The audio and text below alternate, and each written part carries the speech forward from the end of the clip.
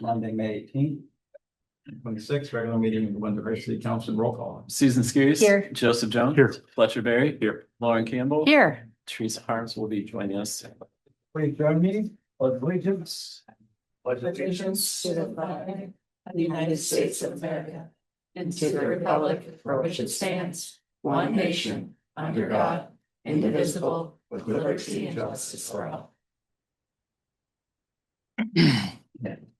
Approval of the agenda. So moved. Second. Roll call. Susan Skeries. Yes. Joseph Jones. Yes. Fletcher Berry. Yes. Lauren Campbell. Yes. 3A, public hearing on the FY26 Budget Amendment. Move to open the public hearing. Second. Roll call. Susan Skeries. Yes. Joseph Jones. Yes. Fletcher Berry. Yes. Lauren Campbell. Yes.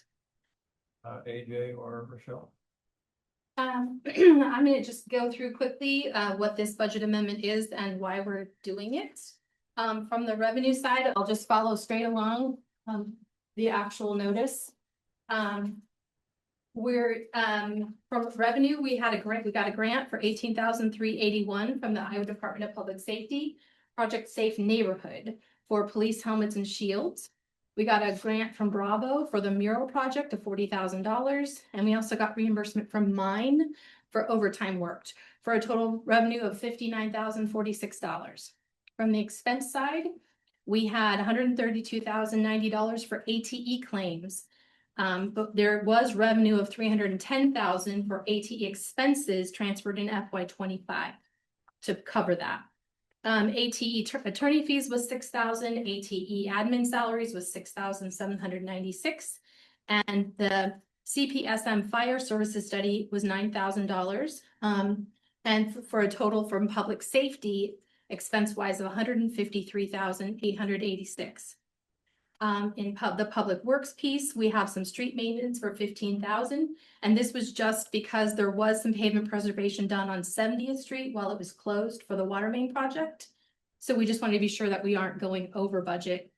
15 might be too much.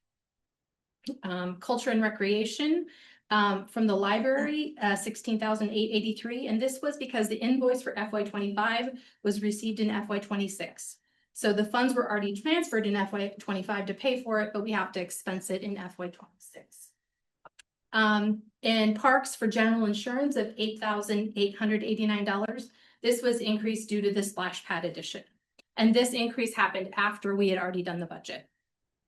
That was a total for culture and recreation of $25,772.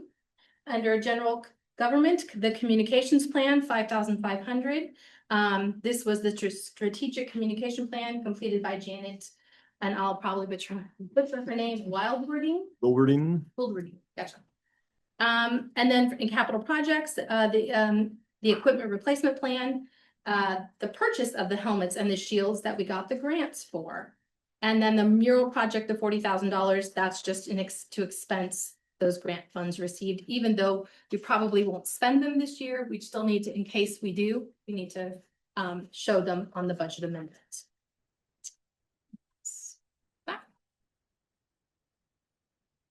Okay. Any public comment on the budget amendment? Is there anybody online? No one online. All right, motion to close. Motion to close. Second. Roll call. Susan Skeries. Yes. Joseph Jones. Yes. Fletcher Berry. Yes. Lauren Campbell. Yes. All right, consideration of resolution number 2026-37, a resolution amending the annual budget for fiscal year ending June 30th, 2026 for the City of Windsor Heights. Second. Any discussion on the budget amendment?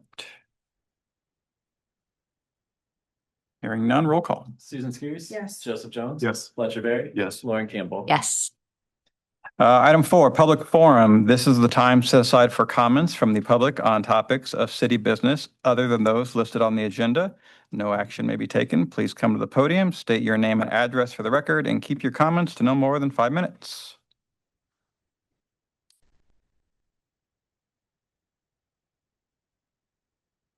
Hello, I'm Zion Kolosik. I'm 12 years old and I'm from 6521 Washington Avenue. Throughout history, humans have used different symbolism to identify themselves, their family, or their government or city.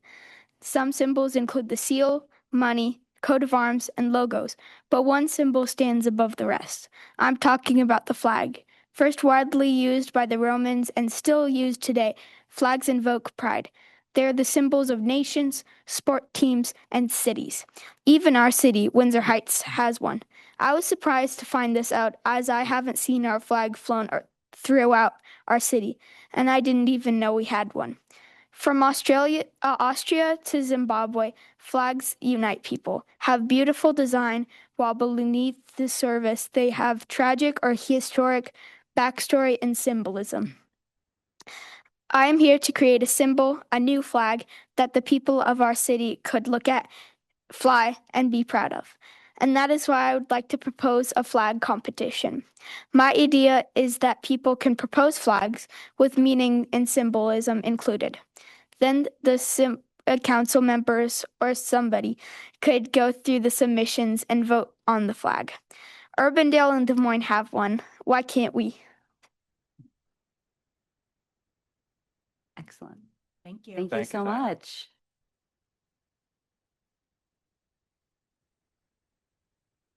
If you're looking for an answer, as you know, that's our flag. It's not the best. It's just the city logo. I thought it was the gazebo No, was the flag. no, that's the, that was the old flag. Our city flag is wait. just the city Oh, I see. logo. It's not really the best. Literally like a flag. Oh, yeah. Oh, yeah, it's literally this. This is the flag. Yes, this is the city flag. So that's a very good idea, Zion. And I think we'll talk about that. And I think it would be good if we came up with something better than just the city logo. So we will talk about it and we'll let you know. Because I think you emailed council, I believe. So Excellent. we will get back to you. Thank you for coming. And can I assume that you'll be submitting a flag potentially? Awesome. Okay. Well, we look forward to Do it. you have any ready to go? They could show us today. Haven't got that far. That's okay. That's all right. Tell us about any of the elements that are on the flag. Black stripe for the original, it's a coal town, and then a green stripe for, the community-based nature of the town, and then a white stripe for, an unlimited future, and a star in the center for the heart of it all. Okay, that's already better than this. There's some tough competition now. Well, you're already doing well. So we will get back to you. That's awesome. Thank you, Zion. Any other public comment, public forum? All right. Consent agenda. Second. Roll call. Susan Skeries. Joseph Jones. Yes. Fletcher Berry. Yes. Lauren Campbell. Yes. 6A, consideration of the first reading of ordinance 2601, an ordinance adopting the Code of Ordinances of the City of Windsor Heights. Moved. Adam? Any additional updates to add since the public hearing? Just in the staff report outlined two new proposed revisions there. First one is going to be striking section 17.046G. So that is gonna be under the they have better note here. The public comment chapter under the council meeting outline, the guidelines for the council meeting. So is striking G and just building that into C, simplifying that list, and also the mayor had raised this regarding just clarifying public participation when someone has the right to speak and that is appropriate. So that proposed C section is going to be there in the staff report. And then the second one was adding to the nuisance enumerated. Adding in there, again, from Mayor Meg, businesses, so something in the nuisance enumerated, outline for nuisance businesses or businesses that are causing the nuisance. This is mirroring language that Des Moines has as well as Clive. Nate did reach out to both those cities, to their nuisance officers. They said it's great to have in your nuisance enumerated list. It acts as kind of additional enforcement. It's not something that their officers have really utilized, but it helps them when they do have run into a business that is causing nuisances. It just adds to a different mechanism to go after them and fight down any nuisances. But a lot of times they said in their cities, it does eventually just get handled by public safety, but this is a good first step for the city to have.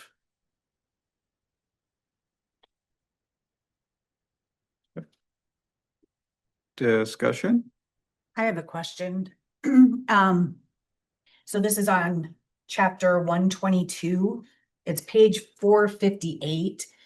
I have that written down, so hopefully I'm correct on. I don't have it pulled up. But can we just review the times? Because I thought we had changed. I see that we changed the Sunday times from noon to 7, but I thought we had changed the late, like the 9 p.m. time on Monday through Friday. What pages it was on? I thought it was on Yeah, it's 458. I've got 458, starting chapter 122, peddlers, solicitors, transient. Yes. That's 450, it's 458. Did we, and I tried to look through my notes and I have no idea when we talked about it, which is the problem. And I mean, I tore apart my computer and then I searched on our wonderful website that took me to, we have nothing that fits peddler. I don't know. So I'm just trying to remember, because I remember thinking, at night, especially during the school year, 9 p.m. to have your doorbell ringing is late. Yeah. And so I thought that we had brought that up and we had switched it maybe even to 7. I remember Mike making some comment as well about that, like he had researched something. Because I don't think if I remember back to the conversation, we didn't know that it actually went until 9 p.m. I don't think any of us did until somebody came at that time. So I'm just wanting to make sure that we can figure out what time. I recall the conversation too. I think I've got July some 7th, notes. 2025, door-to-door peddlers update hours to 9 a.m. to 7 p.m. Monday to Saturday, noon to 7 p.m. Sunday. And then also, What day was that? July 7th, 2025. July 7th. Control F for the win. Yes. Why did I not just text you instead? You got nerdy problems, call your nerdy counselor. This up. It didn't bring it up for me when I tried it even on my phone. And during the break. we also updated, according to my notes, pricing to one week for $50, 1 month to $125, 90 days to $250, reduce the out-of-state bond to $1,000, add photo to Facebook and website. And all of that was in the peddlers thing. I didn't bring my notes. Except for maybe, I don't have it pulled up on my computer either, so I'm relying on what you guys have, but I know it said the $1,000 because I had to read that a few times to figure out what that actually meant. Yep. In the scheme of things. And then, I don't know if we had if that's even, the money amount is even in that ordinance or if that's in a later. I think that's in the fee ordinance. schedule. Fee schedule. So. Tell me again the times, Lauren, please. Monday to Saturday, 9 a.m. to 7 p.m. and Sunday noon to 7 p.m. No, No, the It's top not- one. no, The it's first 9 to one. 9. Yeah. Yep. So it needs to be 9 to 7. That's the only. Monday through Saturday, because I show it's Monday through Friday. Or maybe I'm wrong. Maybe I just wrote that down wrong. I got Monday through Saturday in here, Okay. but it's 9 to 9. Sunday. And Sunday's correct. It's 12 to 7. fact that I was able to remember that conversation to the point I did. Yeah, I'd like that was everybody great. to read this now. It's recorded. You know what? I'll go ahead and type it so that I can find it. The next time we think about it. Type that, then I will contact Lauren for any of my search needs. Just one clarification. So that it does reflect, as I remember we discussed, putting photos out there. We landed on Facebook and the website. Is that correct? Let me get back there. Add photo to Facebook and website. Yep. Okay.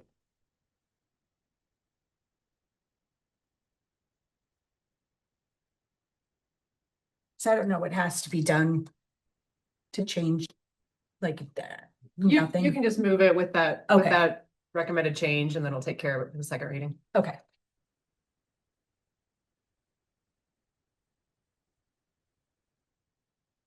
That was all that I had. Good.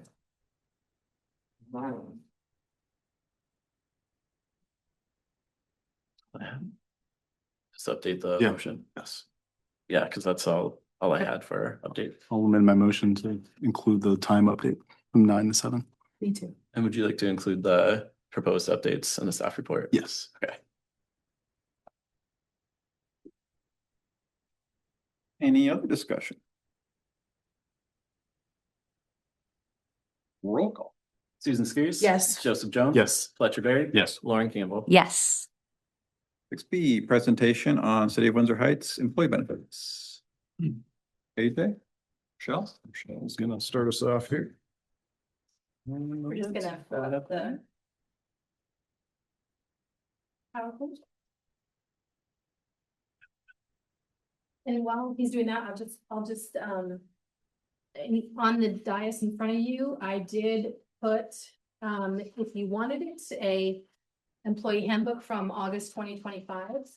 And then what the employee benefits summary booklet, which is the brand new one for FY27, we just got it today. So I was able to Hot give off the you guys press. a copy of it. And then also a employee benefits list, and it's even color coded because I couldn't help myself. And it tells you, it's just blocked, so it's easier to understand. And then it also gives you the handbook page. So if you wanted more information, it directs you right into the employee handbook.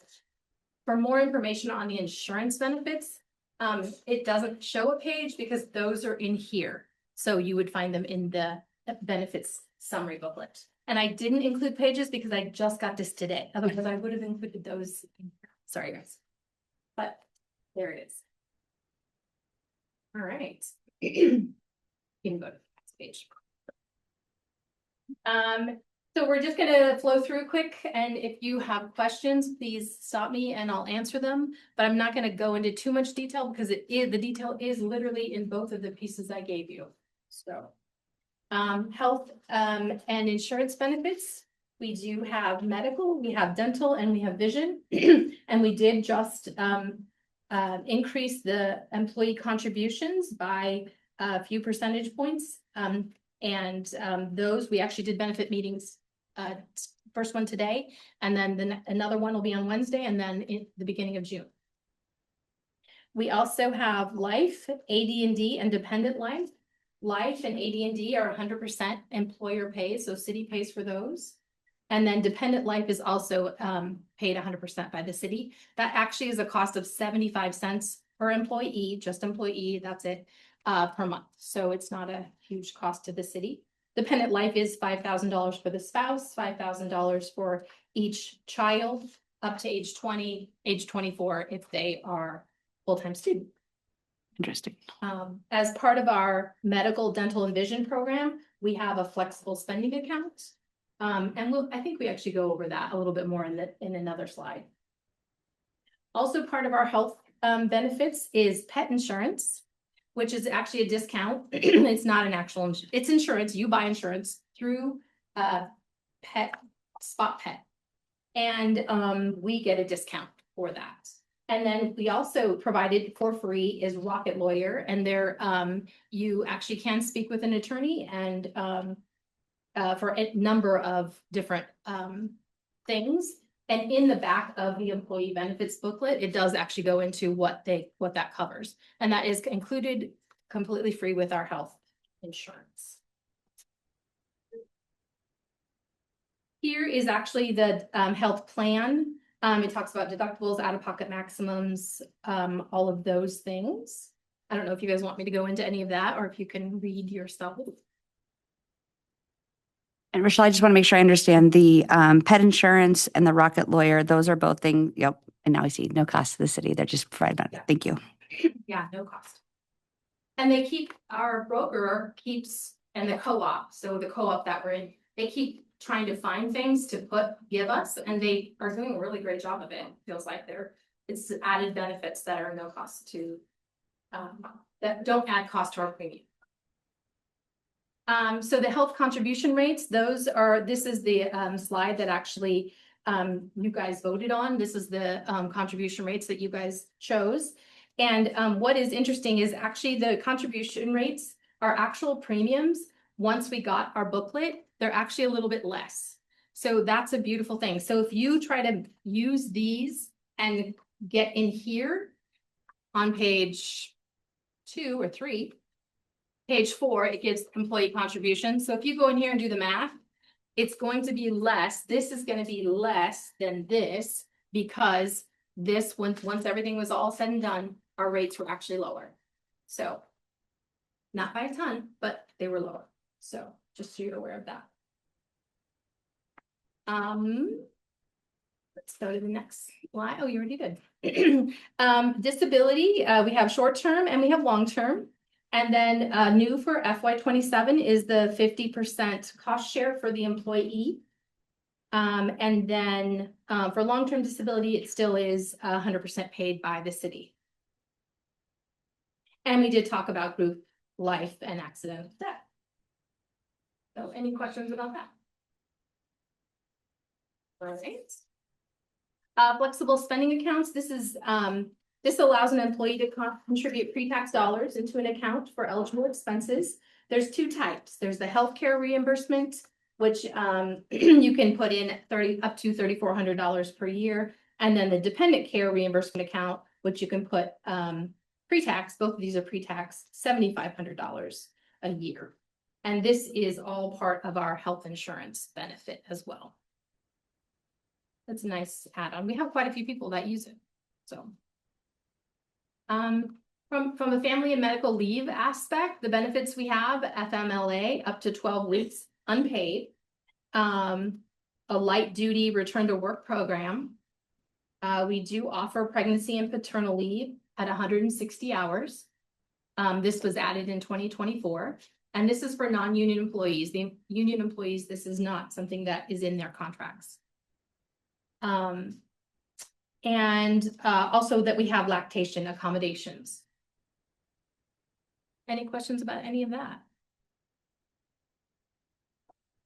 From a well-being and support standpoint, we offer the employee assistance program, and this is actually part of our, we have twofold. It's part of Wellmark. They offer some of that. And then through the Standard, which is our insurance company for health, for life and disability, they offer the employee assistance program. That is explained in this book, the benefit summary, really, really well. So they have a really good explanation about all of that. We have the workout facility, which is out back, and anyone that is employed is allowed to use it if they contact the chief and sign a form.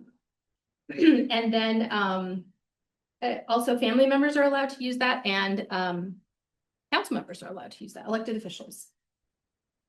We have a hepatitis B vaccination program, so that you would go and get a hepatitis B shot, and I would reimburse you for that. There's a series, so you get reimbursed for the series. And we also have a smoking cessation program, and that is $25 over the course of 6 months, and you could use that for products or programs, and it would be on a reimbursement basis.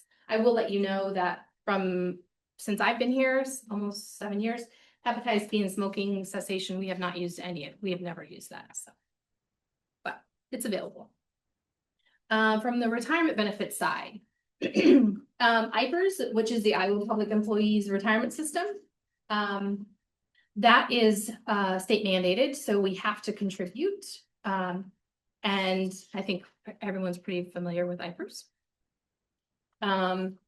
And the second piece of that is our 457B deferred compensation plan.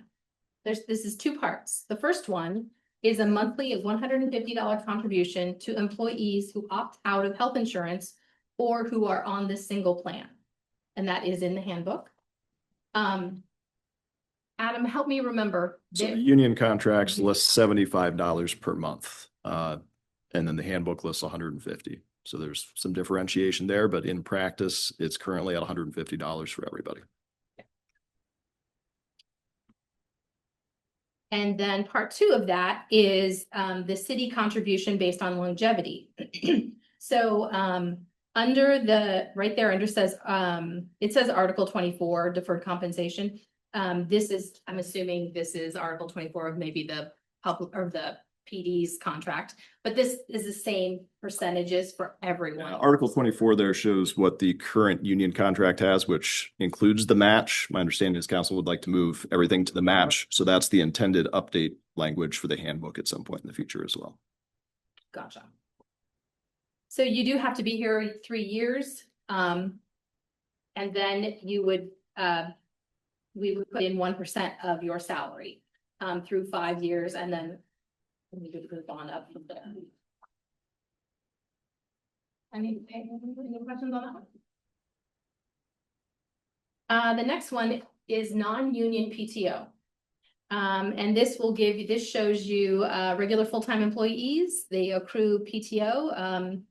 I will let you know that we don't have anyone that's 21 plus. So there's nobody been here 21 years now that bill is gone. So we do have Tammy, and she's 17 years, I think. So getting up there. And we do offer part-time employees PTO, but part-time firefighters are not included in that PTO policy. And then it's just 12 hours for every 520 hours worked. Any questions on that? A little bit more on PTO. It was decided in 2024 to reduce from 500 hours to 400 hours as the max accrual, but the FD union remains at 500. So their contract does state 500 still. We do have a quarterly cash out option. So you can once per quarter cash out 40 hours of PTO if you still have 80 hours in your bank. So you still have a minimum that you have to keep in there. And you can do that once per quarter. And then also payout at resignation. In 2024, we added no PTO paid out if terminated for cause or no notice, because that wasn't in there before. Any questions on that? All right, so fire department, theirs is a little different. Just their accrual rates, really, truly everything else is pretty much the same. Next. FD union benefits, they have 11 holidays, 3 floating holidays. That matches what we have currently. For holiday pay, they do receive 19 hours of pay. And then physical fitness time is on duty as time allows. And then for union benefits, they have the same 11 holidays and 3 floating holidays. They also have education obtainment pay. So this is paid annually for obtaining a degree. So every year that you're here, that you have this degree, you are given or paid $400 for an AA, $800 for a BA, and $1,200 for an MA. They also have a physical fitness incentive, which is the Cooper test, and you're given $150 a year, years 1 through 5, 250, years 5 and up. But this actually is in our handbook, and other employees are eligible if they choose to do it. I have not paid anybody ever out that is not PD. So, and then on-call pay is 1 hour pay for each day on call. And those are union contract benefits. And then the next one is the union PTO. And this one, obviously they accrue a little differently because they do have different work schedules. The The one thing to note in the PD PTO is that incorporates holidays into their accrual rate.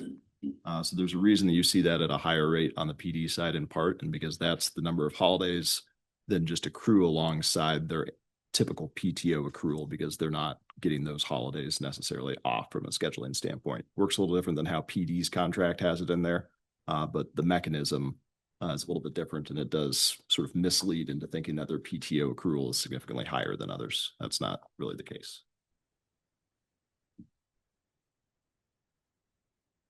And then we do offer some clothing allowances, and police is $850, it's contractual, fire is $750, which is contractual, public works is budgeted, and that's $525 in City Hall. We didn't actually even use any this year, and we didn't budget for 27, so.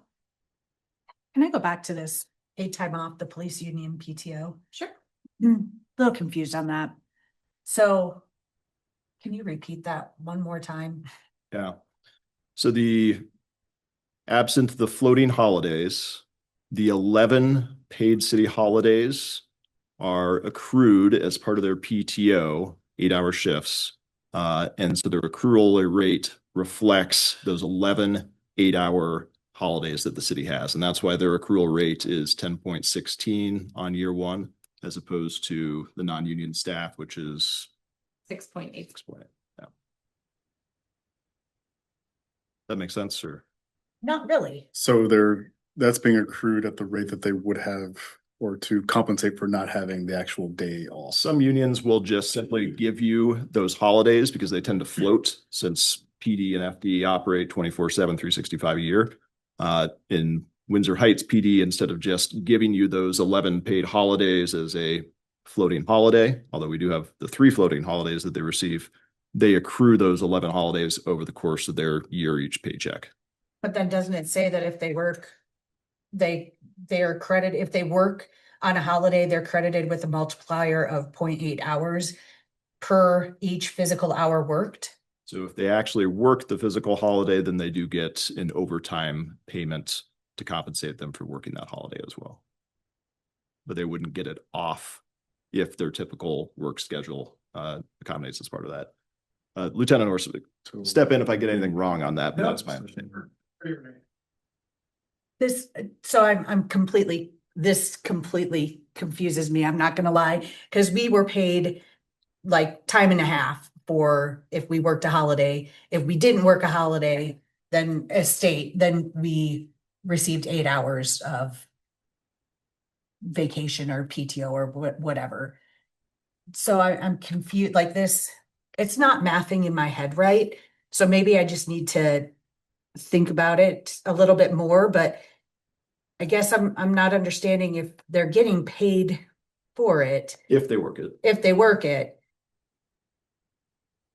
But then if they don't work it, they're still getting paid for it, right? Because they're still Well, they're accruing. getting the holiday, which so they could technically get paid for it if they didn't work, if they submitted PTO, if you want to kind of think about it as that way. Just like we get paid for New Year's Day as non-union staff, but aren't actually there. So it's a mechanism to get them paid for a holiday that exists as part of the city operations, but because their work schedules are different, it's an awkward and complicated means to do that, but it's the same. The way I understand this is exactly the same as if they were just handed 11 floating holidays and they could take those at any time in the year. Instead, they just accrue it bi-weekly instead of giving it at the very beginning of the year, which is how some other cities do it.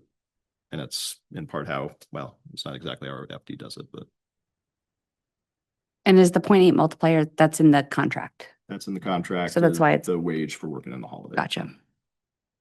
If I wanted to work on all the holidays, could I also then still accrue the Could holidays? potentially swap shifts with somebody, but I mean, there's a fixed work schedule that rotates. So, you know, barring taking somebody else's shift, I don't know that you could. I don't. Any other comments on that, I guess? Never seen that happen. Most people aren't super interested in working on the holidays. Absolutely right. That usually does not happen where somebody comes and says that they would prefer to work on the holiday. By contract, our shifts are, they're prearranged, so for a 12-month period. So you, in theory, would know, whether you're working starting July 1 when the contract starts and the new schedule goes into effect. You would know if you're working on the holiday throughout the next 12 months. You could have somebody switch, but it typically doesn't happen. And I guess just as a reminder, officers work 10-hour shifts, so they're not working the same 8 to 5 Monday through Fridays either.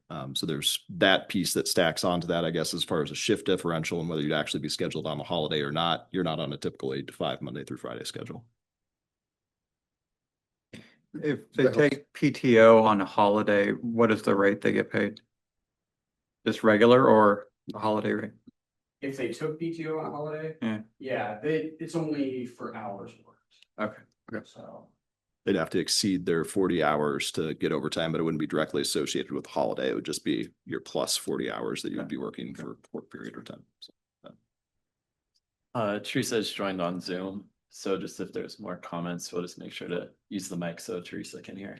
Sure. Thank you.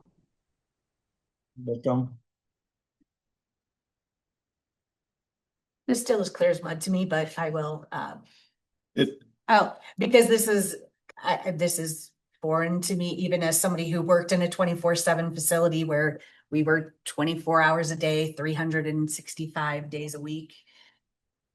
Having Busy. fun on every single holiday. I have a couple other slides I can send you after the meeting that might help from a reference points of how other cities do it. But I agree. It took me a couple of hours of reading multiple union contracts to really wrap my head around the mechanism and understanding the shift differentials and that they work holidays based off of his schedule. So it absolutely is confusing. Hopefully I can give you a couple pieces of information that will help clarify it fairly quickly. Anything else on that one? Police union, clothing allowance maximums. Did anybody have any questions on that one? All right, we'll move to holidays and leave. For non-union, there's 11 holidays and 3 floating holidays. Juneteenth and New Year's Eve were added in 2024. With executive leave, you have 32 hours off if you're exempt staff. And you're given that at the start of the calendar year. All the holidays are given at the start of the calendar year. Bereavement, up to 5 days for immediate family and 2 days for extended family. We do allow for jury duty, we allow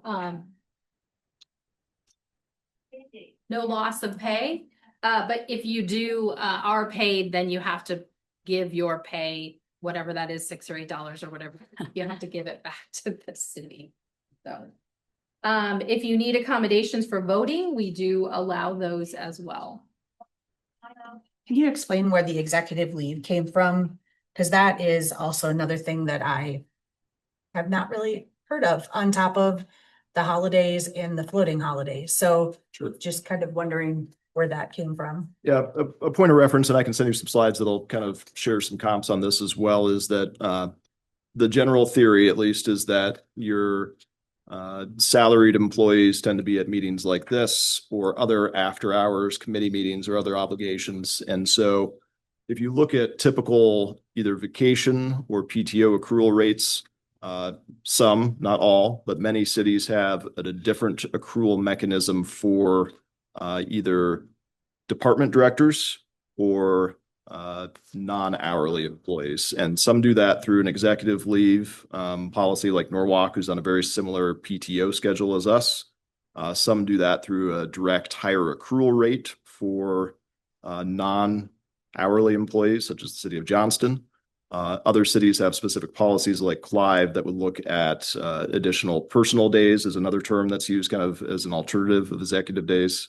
And these all range on how they do it, but it's not atypical to see some sort of a personal day, executive leave, different accrual rate for non-hourly employees compared to hourly employees. An executive leave, you can't pay it out. It's not PTO, so you can't pay it out. And if you don't use it, then you lose it. Within that year, then you lose it. So it's not carried over. So I just want to make sure that I understand this. So is Adam exempt? I'm gonna use him as an example. Your exempt employees are all City Hall employees, all of your department directors, and then all of your lieutenants, with the exception of Lieutenant Jones, since he does the shift work. And yeah, that would be the full list. So if Adam's working here right now, we're gonna 7 o'clock, right, everybody? Yes. So Yeah. he's been from 5 to 7, we'll say, so 2 hours. Does he not take the 2 hours here and take that off during the week then? I mean, does he not adjust his schedule, or, because you're talking about kind of meetings like that, so how does that work? There is compensatory time. Some folks track that very diligently and use it to some extent. But you know, the reality is I may call Adam or text Adam and say we need to get a post up on flooding or something like that. And you know, it may be 10 or 15 minutes, but that isn't necessarily tracked as part of your compensatory time. But yes, there's certainly an argument that employees also have a mechanism to track hours that they work outside of 8 to 4:30, the general work schedule, and take that off as an alternative if they would choose to choose. But Instead of doing the executive leave? the executive leave is in the handbook, and so they are entitled to the executive leave. Teresa has her hand raised. Therese? Okay, so hi there, thank you. A couple of questions. So that Susan asked a few of the questions that I had. So they can utilize both, correct? Correct. Okay, and then secondarily, do you have to exhaust your PTO time before you get this, or you just get this regardless and you can use this in conjunction with your PTO? In conjunction with your PTO, it's awarded annually. Okay, so you don't have to exhaust something before you get to use it. All right, thank you. Any other questions on holidays and leave? It's helpful. The next one is workplace flexibility. There's flexible scheduling in our handbook. Employees may, with the approval of the department head, participate in flexible scheduling if available within that department. There's also remote work up to 8 hours a week with supervisor approval, and summer hours, 3 p.m. both on Fridays, May through September. And then that was updated in 2024 to align with the existing practice. Any questions on that? Nope. So my hand's still up. I'll go. So just real quick. So I was under the understanding for summer hours and clearly didn't pay close enough attention to this when we updated in 2024, but because we operate on summer hours too, for every place of employment that I am aware of, your summer hours are Memorial Day to Labor Day. This is the first time that I realized that it was a May through September. And so I just want to acknowledge that I think that's incredibly excessive compared to anywhere else that I don't know if anybody can tell me if there's any other place that they know that operated from the full month of May through the full month of September. There's not that I've seen.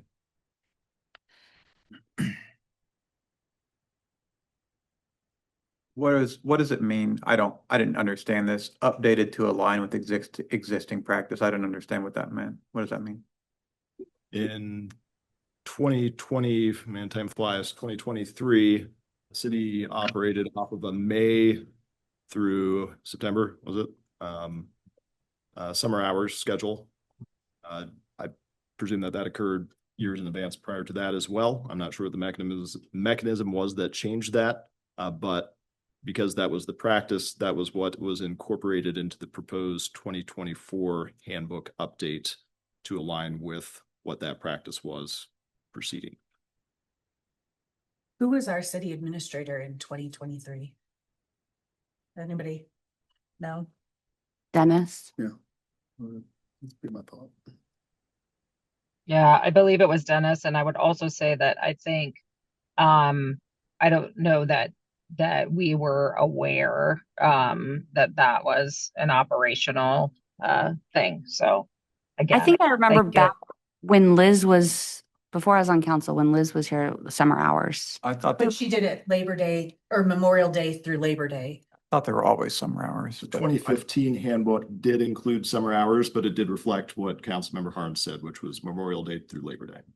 And that's because Liz had, I mean, like a boat or something that aligned with those hours. Not that, I just remember that fact because I was like, oh yeah, that makes sense, a boat, Like, you can't really use it in December.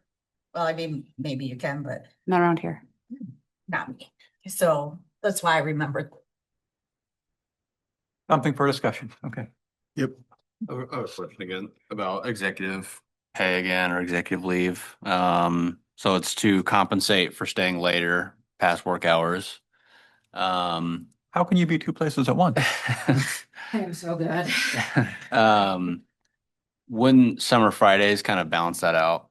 You're taking this added time tonight, but you get time off on the Friday, you're still end up working the same hours. Depending, like this week, we have somebody out, so we don't, Mhm. you have to compensate for someone that's gone. So it's a lot. I mean, yes, it's true. You can use comp time for sure. If you have that, yeah.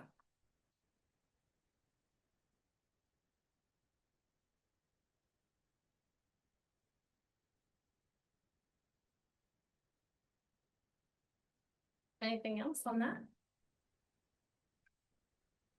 I think the next one is compensation related benefits. So we do have a stipend up to $80 a month.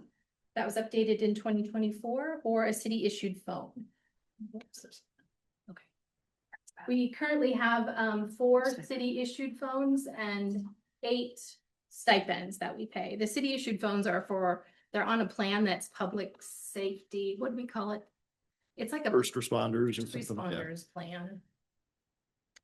And then we do have on-call pay, which is role dependent, and most of that is union. And then, or it could be that's it, unions. Yeah, the only on-call pay we have would be associated with police. One officer serves on call and is paid 1 hour straight time per day that they serve on call. And then we have obviously overtime and compensatory time. Can I ask? So 2 things on the $80 a month, up to $80 a month stipend. So looking through the financials, it's usually $80 a month. Now, my plan is just about $100 a month. And I realize that you have like a phone that comes with it, but it seems to me like $80 a month is a lot, especially when you research it and you get about $60 is a max amount that people are getting paid for a stipend in the area when you do some Googling.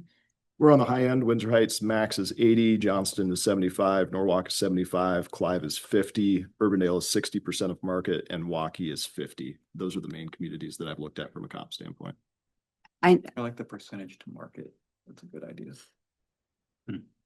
And I know that, I know this is private sector, so it's different, but a previous employer that gave me a cell phone stipend, I said, well, my bill was less than the stipend, but because I was expected to provide my own phone, and if I lost my phones, like if I had insurance for it, that's why at that employer, my stipend was more than my cell phone bill. Not sure if that was part of the logic for this, but that's how it was explained to me elsewhere. Frankly, the $80 logic in my head was, I came from Johnston, it was 75 in Johnston, 50 felt low compared to what cell phone plans were paying at the time. And $80 would seem to carry us through a number of years without having to update it for a while. But if council feels like that's inappropriate, certainly be something that's revisited.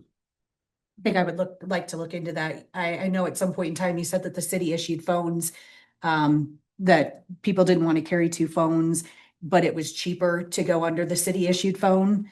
Do you know what that cost would be under the city issued one? Yes, last year, I believe we became aware of the first responder plans that have become available. And there's 2 different first responder plans, ranges between $39 and $49, and that would include the phone. But it doesn't necessarily include like a hotspot. That's something I value, at least if I'm traveling or in a meeting and need the ability to connect to the internet. But for general purposes, folks that don't need something like that, you're looking at under $50 a month. But that was something relatively new that we came across last year. First responder plans, so we weren't sure that we are actually even eligible, like say City Hall, are we eligible for those plans? Because we're not first responders. So that was something we were actually looking into. But yes, there does appear to be some opportunity to save some money with city issued phones. The other complicating part of phones is if you're doing city business on personal phones, you are subject to Freedom of Information Acts. And so that's something that all employees need to be aware of. But yes, there's the inconvenience of trying to carry two phones on you, particularly for department heads that are essentially on call 24/7, 365. I operate under the reimbursement policy because I just don't want to carry two phones. And we do have in the CIP, I think it's 2 years out, an upgrade to our city landline phones. And the newer phone models do have the ability to connect via an app on a phone. And you can receive through a direct office line calls to your cell phone. And so that there's a couple benefits of that. First is as you have staff change, your phone number for that position can stay the same. And it also isolates the city business being conducted on personal phones to some extent onto that app, which could relieve some of the privacy concerns. And if you have anything more on that front, that's just my general understanding. And so that's something that we're looking at when we would do the ERP update to the phones, is potentially be able to change some mechanisms on that side to get us onto more standardized fixed lines and maybe change in some fashion how we manage reimbursements. But again, that's still a couple of years down the road. Would just like to look into that, and then knowing that city council here, that's the only number that they have is our personal phone. So for everybody else to get stipends, not that I want to create a stipend for myself by any stretch of the imagination, but that's the only way people can, we don't have a voicemail system set up here. So, you know, I think it's a fair concern from your all position as well of doing city business on your personal phone. And there are some cities that do stipends for elected officials that I'm aware of. Something to consider, but yeah, it's kind of multifaceted piece of how you want to manage that. I'd like to look into that a little bit more for all of everybody. Anything else on this slide? Oh, and then the on-call, looking at Norris. So if he's on call, does the compensation related benefits, does that like include Norris on this? Would he be included? What I'm saying is like, for him, if he's getting phone calls at 2 a.m., if he's getting multiple phone calls or, you know, so yes, he's getting that 1 hour, but he's actually been. That's a great question. That is a union contract, the 1 hour on-call pay. So our lieutenants serve every other week on call as a salaried position. They receive no additional compensation for that time that they serve on call. If they have to wake up at 1 in the morning and deal with an issue until 3 in the morning, they potentially take some compensatory time if they can work that in the rest of their schedule, but they are not receiving any direct compensation for their after hours work, unless I'm missing something. You are missing nothing.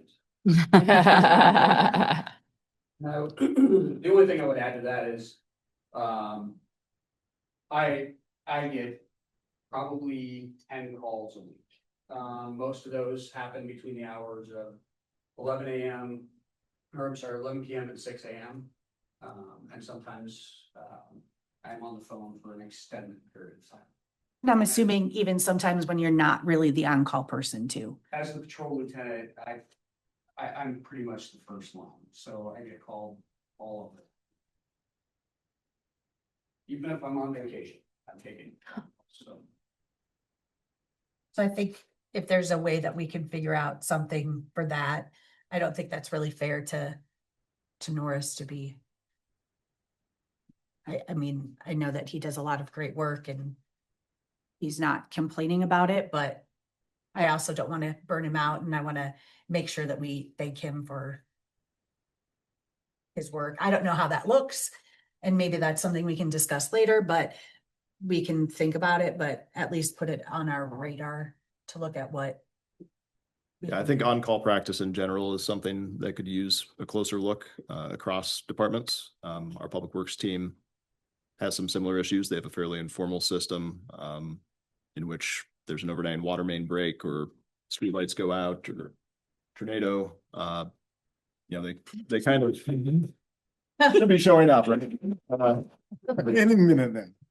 You've got guys that are living in town or very proximate, and I think much like Lieutenant Norris, who runs the patrol division, they kind of get the blunt of that sometimes, and they do get paid for coming in and doing that work. But it is an interruption with being on call. If you're officially on call, that should mean you're available, you're not intoxicated. A more informal on-call system means that you need to kind of ensure if it's not a snow event, because we all watch the weather. And so if we expect it to snow, everybody in the Public Works Department is aware of that they are likely to be called in those instances. But if it's a random Friday night and a water main breaks and somebody's got to go put up some barricades, there's kind of an outside personal cost to that as well. Now, the frequency of that in Public Works versus on the PD side is very different, but Chief Mees experiences that with fires and other emergencies as well. So the on-call aspect, I think, of being a department head or a lieutenant across departments is another one of those complicated ones, which is difficult to account for all those instances and the cost it has in your personal life for that, depending on the position.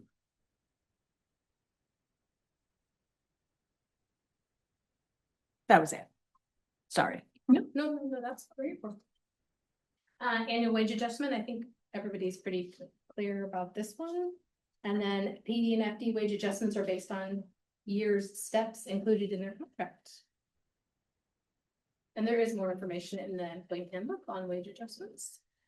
The next one is the non-union merit pay. Council determines annually as part of the budget process. Currently, there's a 6-month eligibility requirement, and council has discussed moving to a 12-month eligibility and or other options. And then the calculation is below for that. Any questions on that? And then longevity, this is just straight out of the handbook. After 5 years of employment with the city, you receive $6 on each paycheck, so at each pay period, and then each year after that, you gain an additional $6. So on your anniversary date. Vehicles, we have take-home vehicles for on-call public safety. I'm sorry, Rochelle, that's $6 per year or $6 a month per year? Sorry, $6 per paycheck per year. So if I'm in, if you've been here for 6 years, you're gonna get $12.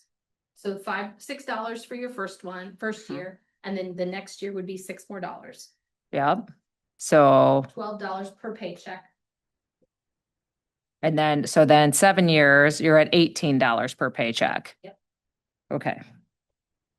That would be $156 at the end of 5 years, $780 at the end of 10 years, and $1,560 at the end of 15 years for kind of a scope. And longevity is in the contract for FD and PD. It's also for everyone else in the regular. And it's pretty much aligned across all departments with the small exception in PD. They do get some overtime consideration as part of that longevity. It does not add up to much, but it is slightly different than the handbook and the fire department ones. I will not mention how much of a pain in the bum that is to pack on paper, but then any other questions on longevity? The last one is vehicles, take-home vehicles for on-call public safety staff. The police chief and the fire chief are both contractual, and then the 2 police lieutenants, that's just the practice. There are vehicle stipends for the city administrator, which is contractual, and the public works director, which is practice. And then mileage reimbursement, employees track mileage for personal vehicles used for work purposes and submit for reimbursement at the current IRS rate. Questions about vehicles? The last one is education tuition assistance. Full-time employees are eligible for tuition reimbursement up to $5,250 per fiscal year, for a total per degree of $8,250. And then each your maximum credit hour reimbursement is based on a GPA. So. And then everything needs to be done prior to even anyone deciding to even enroll. They need to have approval by the department head to go ahead and do that. And it has to be work related. We're not gonna pay for, I don't know, Olympic skydiving or something. I don't know what you might get a degree for, but has to be. We have to apply.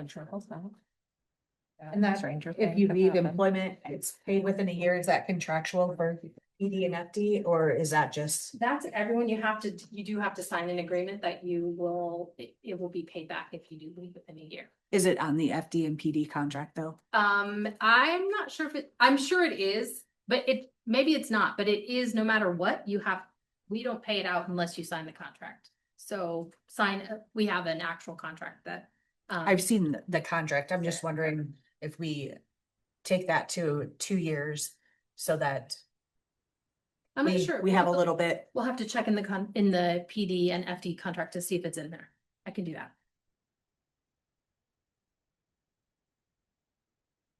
Any questions about any of these things?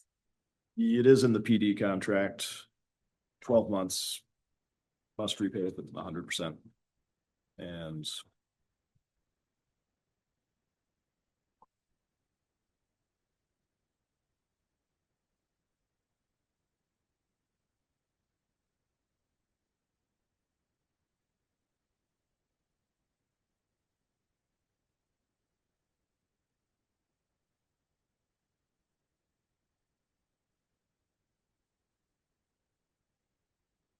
FD is should the employee leave the employment of the city for any reason during 4 months of the period immediately following the semester for reimbursement, they shall repay the full amount. For 4 months? 4 months is the FD one. But again, in practice, we have signed a 1-year agreement with them. Thank you. It does say that the incentive is available or subject to availability and determined by the department supervisor or the city administrator as well. So there are some restrictions in there as far as it's not an obligation necessarily unless it seems to be mutually beneficial.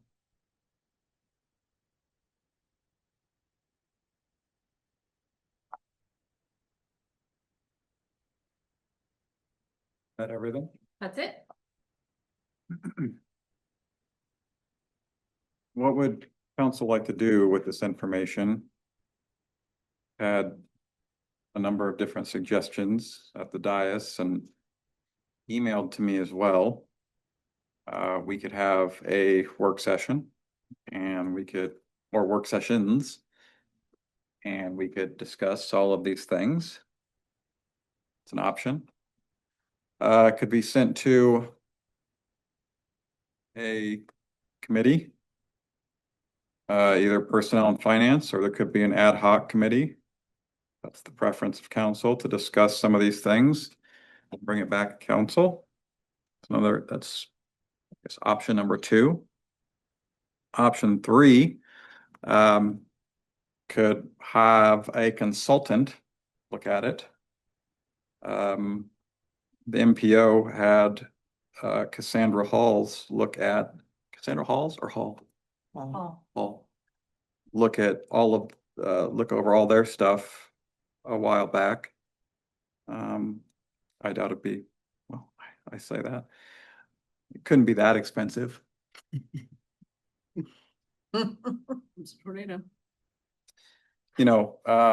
Sort of a objective view in a work session or work sessions and bring someone and look at things. I think those are maybe the three ideas that have been brought to me.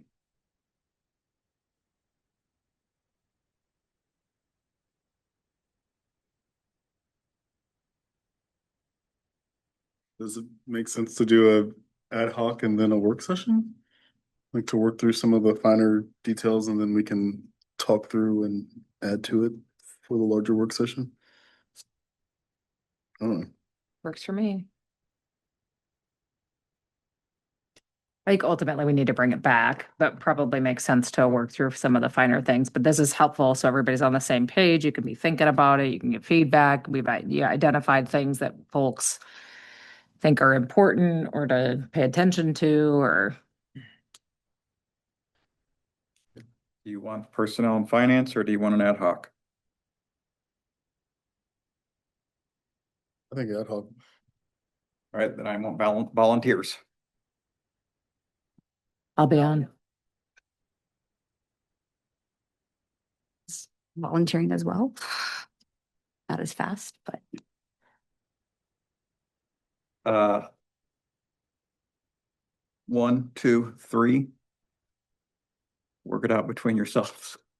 You can't have three, Mayor. You can't have 3, but if all 3 of you would like to be on it, I guess. We just have to post our meetings, Well, no, right? I mean, Yeah, you we can't, if you want to do that, you can, or you could just talk to each other and let us know. Between the 2 of you, if you don't want it to be a publicly held meeting, whatever you prefer.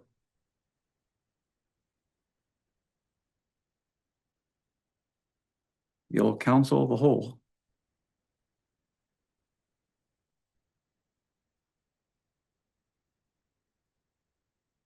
But it sounds like we all want to be on it, so. Okay. We gotta publish those in the paper. No, No. Okay. just have to put them up. Just have to post them. We don't Post have them. to publish them. Okay. Our ad hoc committee is a 3-person committee.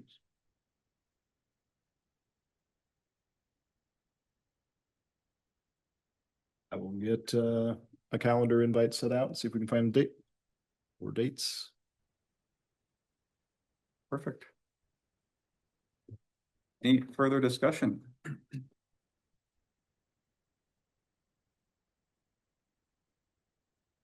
Reports? Mine's in the packet. Ms. Harms. Sorry, my apologies for my tardiness today. So that my last junior high band concert. So my daughter had an individual performance. So anyways, I'm not going to apologize, just let you know where I was. So MAC was held last Tuesday. We're not going to meet in the month of June. We're going to have that be our month off for the summer. But the Housing Trust Fund came and presented and gave us information about the dashboard. Mike, I think it would behoove us to have them come in and walk through the dashboard. So you are shaking your head. So I think they did a really nice job and wanted to have a better understanding. They've inventoried spaces in Windsor Heights that could be used for potential housing. It looks like there's a total of 4 potential lots. I'd love for them to be able to walk us through and help us understand where those are. I've had a couple conversations with folks who are potentially interested as we continue to look at housing options who've reached out. So as soon as we have a better understanding that, I think those are additional opportunities. Lots of still very positive comments from folks about the Windsor. And I know that those folks are very happy here as far as how it's gone and how they've been able to fill the facility and those sorts of things. So anyways, great presentation from them. I know that some of the other surrounding cities, and I think Clive is in the process. I know Waukee is looking at the motor scooter issues. I'm going to be in a conversation with some of those folks on Thursday afternoon. Something we might want, I know Mac was trying to come with some recommendations and there was supposed to be some there was some state legislation introduced. It was not, I think, what we had talked about at MAC and went further than was the original intent, which seems to be similar to Waukee's current pending resolution that I think has been maybe put on hold for a hot minute. So more to come on that front, but I think that's something we need to maybe start thinking about. And if we want to address that we're getting lots of trail questions these days. And so I just wanted to throw that out there. I think there was something else I wanted to mention, but that's top of mind. And then we have Polk County Attorney, right? Is that? Women's government. Yes, Wednesday. That's coming up. So those are the things I can think of. Thank you. On that note, since you brought that up, the dashboard showed that we have the highest median rent in the metro. It's $160 more than the next closest city, which is Johnston. And we have a significantly high percent of cost burdened households. Because of that, renters are paying a lot more of their income on housing in Windsor Heights.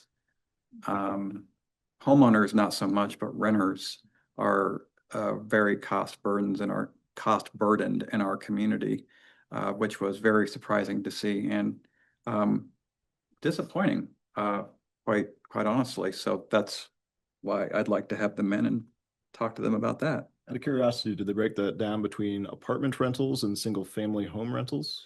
I can't remember. I think so. And they broke it down by income, and I'll just send you the dashboard. And I'm just curious if that might explain some of the difference in Windsor Heights, because I think we have a lot of our rentals are probably single family rentals relative to other cities, which may be apartments. I think that's a good point. That's a good question. The other thing was for Windsor Heights to add 24 units over the course of the next 5 years. And so the fact that that is on kind of this broader global housing need for Polk County, I thought, wow, that's interesting that that's a 5-year goal. And I don't know that that's a 5-year goal for us was kind of a surprise to me. And so again, another reason that I thought it was important for them to come in and have a conversation with us. Their dashboard's great. It's good information. And yeah, Mike, I had written down too that we have 27% of cost burdened households by location.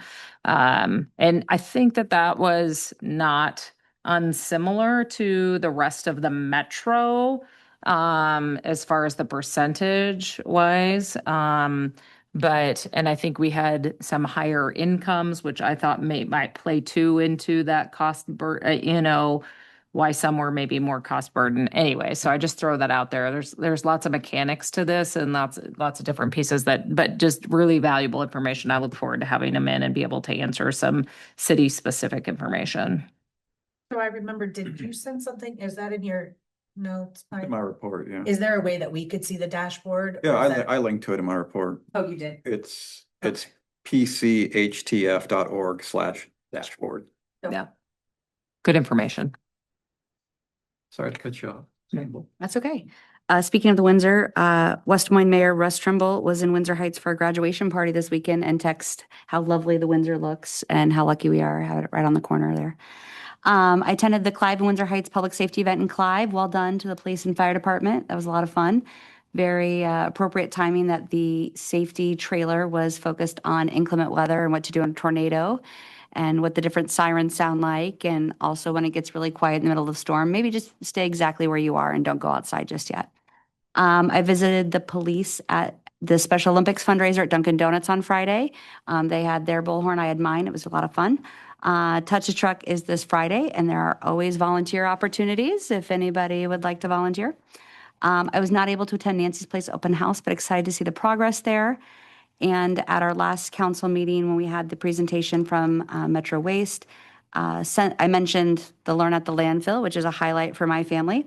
That date has been announced and is set for June 20th, I think 3:00. So mark your calendars. Also, I put some signs out on the trail.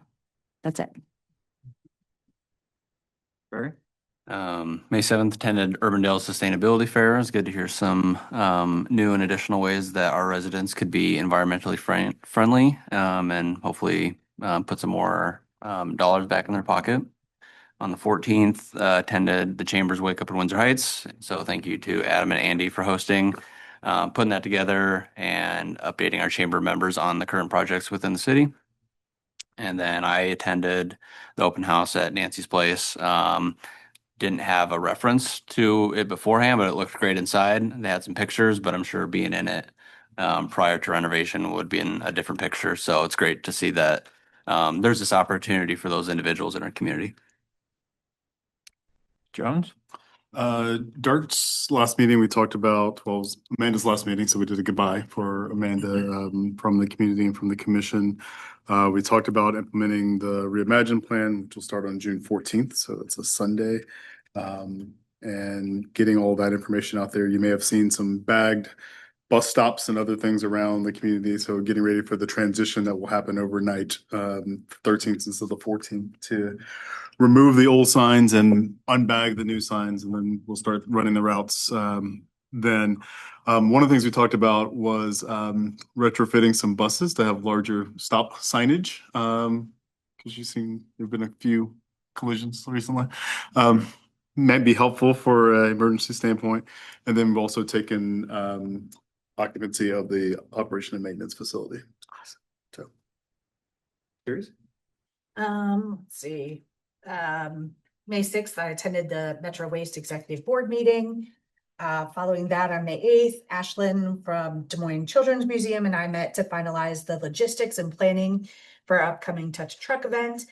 Later that day, I attended the Inspiring Women of Iowa luncheon alongside Teresa and met up with staff from Metro Waste and sat with some women from the Urbandale Chamber. We were especially proud to be there to support Leslie from Metro Waste, who is a well-deserved finalist for the Courage Award. Moving to May 12th, Teresa, Mike, and I attended the DMARC event with several other elected officials. Happy to report that Windsor Heights made up probably half of the volunteers there, showing once again how our city shows up for the region. So attended Wake Up Windsor Heights at Public Works Building, along with Fletcher, Adam, Jason, Andy, Chief Beast, and Chief Roth. We had a great turnout for the event. Friday, we held our special events committee meeting to prep for Touch Truck, which is happening this Friday. We also had other discussions about special events, but if you're on social media, please help us share the event map and shuttle information to ensure accessibility. We have transitioned the inside of Colby Park to handicap only parking for the event. Because of this, we are heavily pushing the shuttle from 7900 Hickman, the Walmart parking lot, General Street parking, and overflow at Walnut Creek Church. This parking shift means we need more hands on deck. Since it's graduation week, many of our usual high school volunteers are busy, so we're actively looking for more help. If you plan on attending and can volunteer for a shift, please let me know so I can get you plugged into a spot where you'll do great and have lots of fun. As Teresa said, this Wednesday, our Women in Government meeting starts at 4 p.m. at the Polk County Prosecutor's Office. Kimberly Graham will be giving us a tour and sharing details about the work in the justice system. Following this event, I will attend the monthly Metro Waste meeting. Thursday, I'll be attending the Central Iowa Business Conference during the day at at Prairie Meadows. And then want to wish everyone a happy, safe, and meaningful Memorial Day weekend. Andrew? There is a lengthy staff report on 68th Street curbs.